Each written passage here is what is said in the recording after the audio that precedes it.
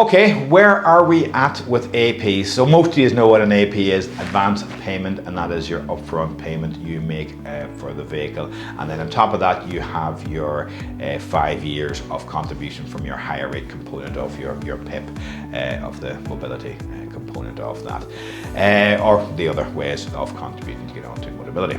So where are we at? So we've got 2 Citroen Space Tours. We've got the medium, which is the inclusive position, and the XL, which is the row 3 wheelchair position. Gives 2 different types of vehicle, 2 different types of numbers.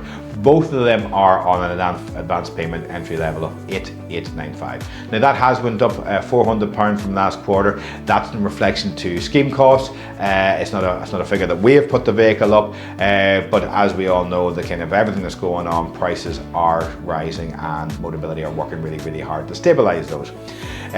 We've had a quick look, and that's where everybody is. So the entry level on the grant, so if you're coming in at an entry level on a medium large, then we would hope that if our vehicle suits, that we might be on that. And as I say, we do UK-wide demonstration, home demonstrations, and we come to your door and do those demonstrations with you.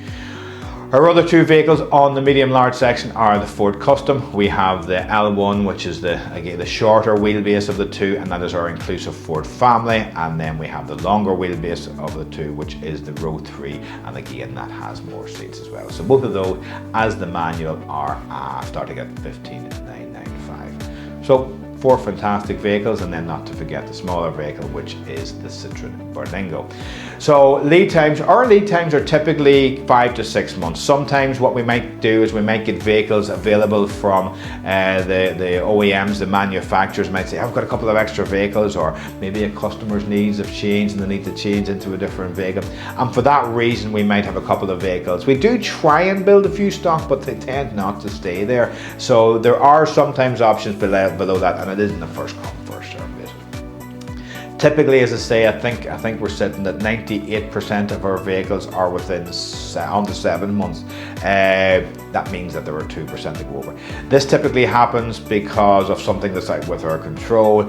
Actually, we had a bit of a scheduling mix-up with one of our converters, and a block of vehicles were sat and left, and it took us a few weeks to realise, and that brought some vehicles over. And all the time, because the vehicles have to be ordered, they're in the factory wherever they're being built, they come across Europe, they're in the boat, they're getting across the boat, they come into the UK, they come across the UK, they have plenty of checks and balances, and the odd times things happen, they get a wee dent and there just needs to be a new panel put on place.